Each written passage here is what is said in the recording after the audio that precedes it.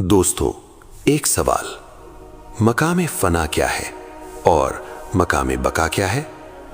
یہ سوال ایک مرید نے اپنے مرشد سے پوچھا، اور مرشد نے صرف جواب نہیں دیا، انہوں نے دکھایا بھی، اپنی موت کے بعد اپنی قبر کی طرف اشارہ کر کے اور خود اپنا جنازہ پڑھا کر۔ دوستو، یہ کوئی کالپنک کہانی نہیں، یہ اس مرشد کی داستان ہے جس نے مرنے کے بعد بھی اپنے مرید کو زندگی کا سب سے بڑا سبق سکھایا۔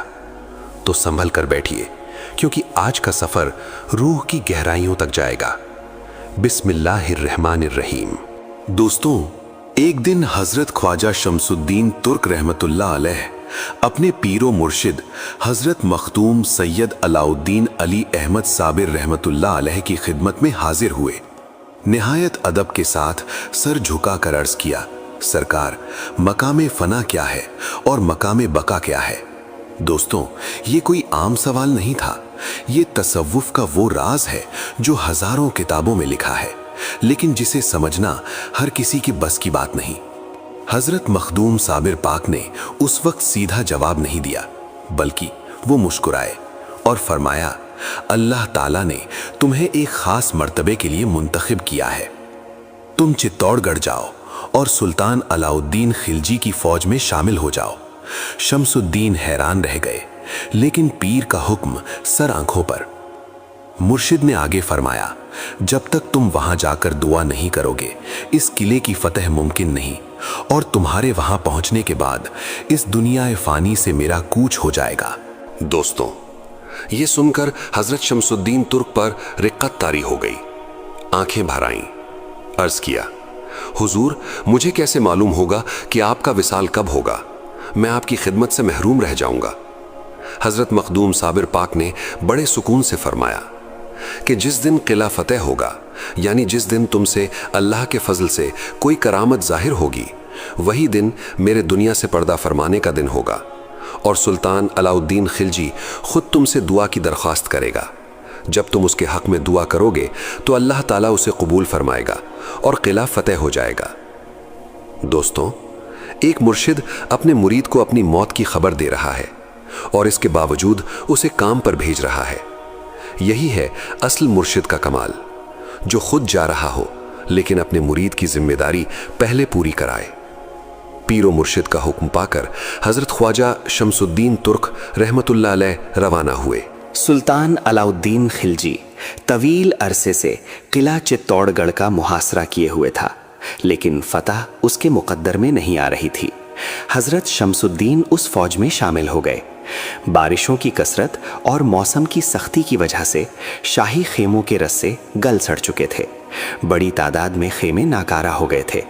سلطان نے حکم دیا کہ رسے بنانے کے لیے سوت اکٹھا کیا جائے۔ شاہی کارندے ایک گاؤں میں پہنچے، لیکن اتنی کم مدت میں اتنا سوت مہیا کرنا ناممکن تھا۔ گاؤں والے سخت پریشان ہو گئے۔ اسی گاؤں میں ایک اللہ والے بزرگ رہتے تھے۔ جب انہیں گاؤں والوں کی پریشانی کا علم ہوا تو انہوں نے فرمایا، فکر نہ کرو۔ وہ ایک شاہی کارندے کو ساتھ لے کر اپنے گھر گئے۔ ایک ہانڈی میں سوت کی نلکی ڈالی، منہ پر کپڑا باندھا، ایک سوراخ سے نلکی باہر نکالی، دعا مانگی، دم کیا، پھر فرمایا، اس ہانڈی کو لے جاؤ، جتنا سوت نکالو گے کمی نہ ہوگی۔ شاہی کارندے ہانڈی لے کر لشکر میں پہنچے، سوت کھینچتے گئے، رسے بناتے گئے۔ تھوڑی ہی دیر میں ڈھیروں رسے تیار ہو گئے۔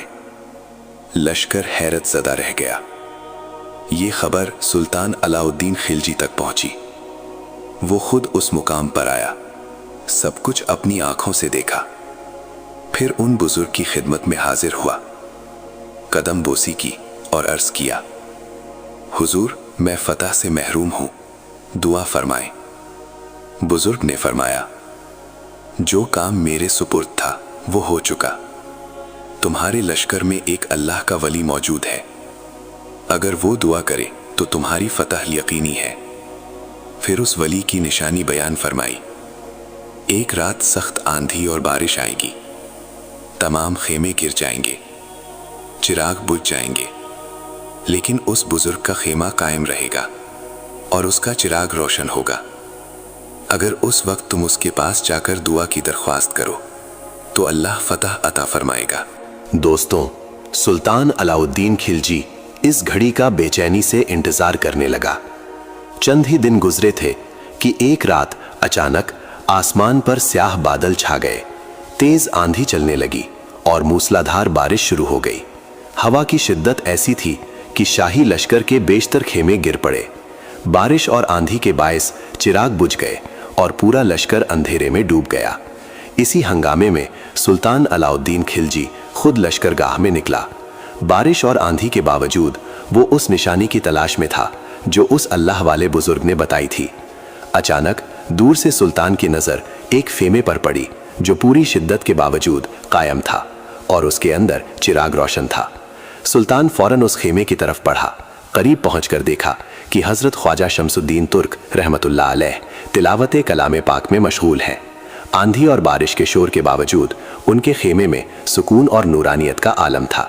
جب حضرت شمس الدین رحمت اللہ علیہ نے سلطان کی طرف نگاہ فرمائی، سلطان نے سلام عرض کیا اور نہایت عاجزی سے عرض کیا، حضور، میں آپ کی قدر و منزلت نہ پہچان سکا، مجھ سے بڑی کوتاہی ہوئی، اللہ کے لیے مجھے معاف فرما دے اور قلعے چتوڑ کی فتح کے لیے دعا فرمائیں۔ دوستوں، حضرت خواجہ شمس الدین ترک رحمت اللہ علیہ نے فرمایا کہ میں یہاں سے 3 کوس دور جا کر دعا کروں گا، انشاءاللہ قلعہ فتح ہو جائے گا۔ یہ فرما کر حضرت خواجہ شمس الدین خیمے سے روانہ ہو گئے۔ ادھر سلطان نے آپ کے فرمان کے مطابق فوراً قلعے پر حملے کا حکم دے دیا۔ جب حضرت خواجہ شمس الدین رحمت اللہ علیہ نے 3 کوس کے فاصلے پر پہنچ کر بارگاہ الہی میں ہاتھ اٹھائے، اسی لمحے سلطان کا لشکر قلعے کی دیواروں میں داخل ہو چکا تھا۔ اللہ تعالیٰ کے فضل سے وہ قلعہ جو مدتوں سے فتح نہیں ہو رہا تھا، فتح ہو گیا۔ دوستوں، اسی وقت حضرت خواجہ شمس الدین ترک کے دل میں اپنی پیر و مرشد کا خیال آیا۔ آپ فوراً سمجھ گئے کہ آج حضرت مخدوم سید علاء الدین علی احمد صابر رحمت اللہ علیہ اس دنیا سے پردہ فرما چکے ہیں۔ یہ خیال آتے ہی حضرت خواجہ شمس الدین ترک نے قلیر شریف کا رخ کیا۔ دوستو، جب حضرت شمس الدین قلیر شریف پہنچے تو مرشد پاک کے غسل اور کفن کا مرحلہ مکمل ہو چکا تھا اور نماز جنازہ کی تیاری ہو رہی تھی۔ ہزاروں افراد جنازے میں شریک تھے، لیکن کوئی شخص نماز جنازہ پڑھانے کی جرت نہیں کر رہا تھا۔ سب جانتے تھے کہ یہ سعادت اسی کو نصیب ہو سکتی ہے جو مرتبے میں حضرت مخدوم پاک رحمت اللہ علیہ سے بلند ہو۔ لوگ اسی انتظار میں تھے کہ کون اس ذمہ داری کو ادا کرے گا۔ اسی دوران حاضرین نے دیکھا کہ ایک گھڑ سوار آیا۔ اس کا چہرہ نقاب میں چھپا ہوا تھا۔ بغیر کسی تعارف کے آگے بڑھ کر مصلی پر کھڑا ہو گیا۔ سب خاموشی سے یہ منظر دیکھ رہے تھے۔ اس مرد حق نے حضرت مخدوم سید علاء الدین علی احمد صابر رحمت اللہ علیہ کی نماز جنازہ پڑھائی۔ دوستوں، نماز جنازہ کے بعد وہ نقاب پوش بزرگ مصلی سے اترے اور روانہ ہونے لگے۔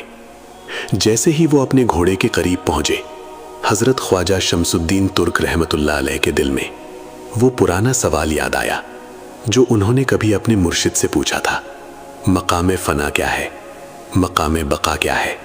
حضرت خواجہ شمس الدین ترک بے اختیار دوڑے، اس نقاب پوش بزرگ کے قریب پہنچ کر عرض کیا، اے اللہ کے بندے، آپ کون ہیں؟ یہ سن کر اس بزرگ نے آہستگی سے اپنے چہرے سے نقاب ہٹائی۔ دوستو، حضرت خواجہ شمس الدین رحمت اللہ علیہ یہ منظر دیکھ کر سکتے میں آ گئے۔ ان کے سامنے خود حضرت مخدوم سید علاء الدین علی احمد صابر کلیاری رحمت اللہ علیہ تشریف فرما تھے۔ حضرت مخدوم پاک نے فرمایا، شمس الدین، حیران ہونے کی ضرورت نہیں، فقیر کے جنازے کی نماز فقیر نے ہی پڑھائی ہے۔ پھر آپ نے اپنے مزار کی طرف اشارہ کرتے ہوئے فرمایا، یہ مقام فنا ہے۔ اس کے بعد اپنی ذات مبارکہ کی طرف اشارہ فرمایا اور ارشاد کیا، اور یہ مقام بقا ہے۔ دوستو، کیا آپ نے سمجھا؟ جو سوال شمس الدین نے زندگی میں پوچھا تھا، اس کا جواب مرشد نے مرنے کے بعد عمل کر کے دیا۔ یہ الفاظ سنتے ہی حضرت خواجہ شمس الدین ترک رحمت اللہ علیہ پر ایسی کیفیت طاری ہوئی کہ وہ اپنے آپ کو سنبھال نہ سکے۔ اور بے ہوش ہو کر زمین پر گر پڑے۔ اسی لمحے حضرت مخدوم پاک رحمت اللہ علیہ گھوڑے پر سوار ہوئے اور پلک جھپکتے ہی سب کی نظروں سے اوجھل ہو گئے، جیسے کبھی آئے ہی نہ ہوں۔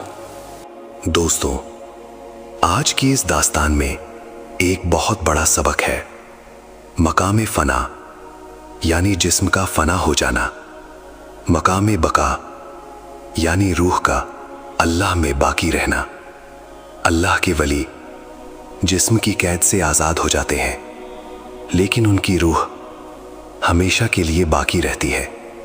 دوستوں، حضرت مخدوم صابر پاک نے مرنے کے بعد بھی اپنے مرید کا ساتھ نہیں چھوڑا۔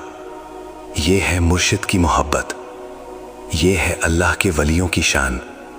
اگر آج کی یہ داستان آپ کے دل کو چھو گئی ہو تو اس ویڈیو کو لائک ضرور کریں، اس ویڈیو کو اپنے گھر والوں اور دوستوں کے ساتھ شیئر کریں۔